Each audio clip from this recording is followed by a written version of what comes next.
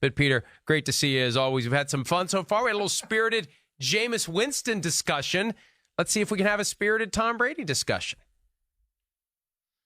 Hey, look, somebody sent me a video from NFL Network yesterday saying, hey, here's why Robert Kraft did what he did, and here's why the Patriots agreed to it. And I'm thinking to myself, it's February 10th. 4 weeks ago, I interviewed Kraft, and he explained why he did what he did. What is this? What do you mean, here's why he did what he did? I got an interview with Kraft. I'm looking at it right now. Anyway, whatever. But I think the biggest thing that ends up happening in cases like this, when Tom Brady, a mega star, is going to go somewhere else, everybody in our business sort of has to provide this content and has to give their take on it. And I understand the way it is, but I don't think very much has changed, Mike, in the last month, last 5 weeks, really, when Tom Brady on that night in Foxborough, basically stood at the podium and said, I'm going to play football somewhere next year. I just don't know where. Yeah, and nobody knows where. And look, I don't even know if he knows where at this point. The question is, when will he know? When will the Patriots know? When will the rest of us know? And the whole point is this. By the time free agency opens, there's a chance it's going to be too late. There's a chance that he'll know where he's going to go. The Patriots need to know if he's coming back, Peter, because they need to find somebody else. Unless they're just going to hand the ball to Jarrett Stidham, right? There's an unprecedented array of veteran options available that could be evaporating quickly once the legal tampering window opens on March 16. So everyone involved in this needs to know yes or no, is he coming back to New England before that March 16 window opens.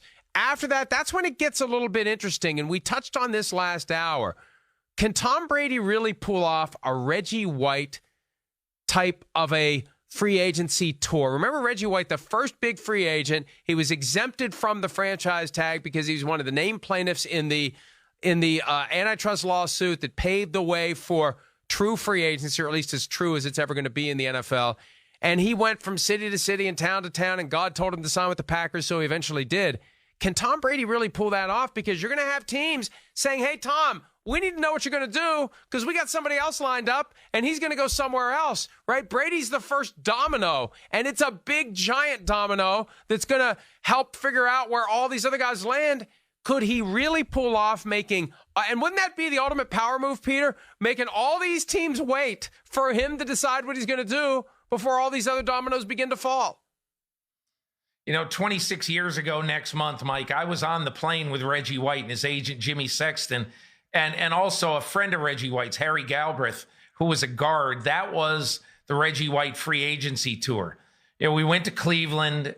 He went to Green Bay. I got off the plane, went to Dallas, and he toured everything. And I'll never forget, in Sports Illustrated, when I wrote this big story about basically the Reggie sweepstakes, we did sort of an ingenious thing with the cover. We had it be one of those fold-out covers, and you could cut out with scissors the uniform. There were all these uniforms with number 92 on it, and you could cut out the uniform of the team that you felt he was going to sign with, which was your guess. They had the 49ers and the Browns and, and the Packers and Washington and all these teams. And then you could put whatever you want on the cover with Reggie White. It was a riot. But that was huge in those days. And Mike, when you were saying that, this thought occurred to me. What if Tom Brady, who knew that his Tom versus Time documentary with Gotham Chopra, which was so incredibly good, so well done, so inside, what if he knows how good that was? And what if he wants to do it again? And what if he tells teams, listen, I'm going to talk to you and I'm going to have this little courting period and I'm going to go around to see all these different teams. But maybe the cameras don't go into the meetings, but look, I have no idea, and I kind of doubt he would do it, but I'm saying that's what I thought about when you said, could there be this free agency tour? Remember the grainy footage of Peyton Manning? Back in 2012, when he was behind a gate about 200 yards away in Tempe, Arizona, at the Cardinals complex, and you're seeing him out there with Ken Whisenhunt, just having a conversation. Oh, look, Peyton's talking to Whisenhunt. For a while, that was the biggest story in sports. So I don't know what he'll do. I don't know what his people will do. But again, you asked me the over-under of teams that he'll meet with, and I think it's over 1.5. And, I said under at the time because I thought this would all be figured out ahead of time. But as you explain and as I remember the full depth and breadth of the Reggie White free agency tour, Tom Brady was 16 years old at the time, probably reading the Sports Illustrated article that you wrote with that fold out. Hoping that maybe he'd come to the 49ers, Tom Brady's favorite team growing up. And then his top rival for the entire time of his career had that red carpet treatment everywhere he went. They lined up out the door for Peyton Manning, who was coming off of 4 neck surgeries, Peter. They still couldn't get enough of Peyton Manning.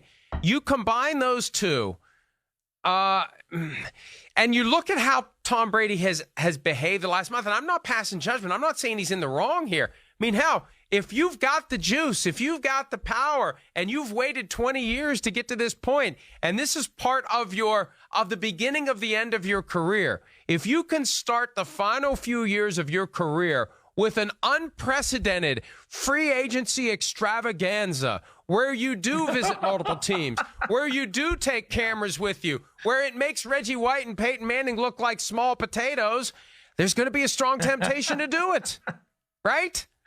Yeah. Well, I mean, I just remember Tom versus Time. And I just, to me, it was like Curb Your Enthusiasm, where every week I'm on pins and needles waiting for the next episode, and that's the way I was with the Tom versus Time thing. It was so good, so timely, so interesting because it just showed sides of Brady that you just never saw before because he never let a camera in. And I just feel like, and again, I have no idea what is going to happen, but I just think that Brady is kind of a modern guy when it comes to that way, a modern communicator. And when he owned his own content in the Tom versus Time thing, I mean, it worked out pretty well for him. And I think it changed the image that a lot of people had of him.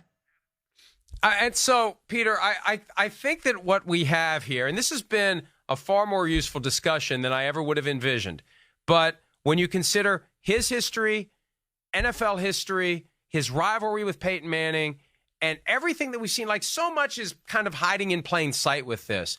There's 2 phases. Yeah. Is he going to go back to the Patriots? That's phase 1.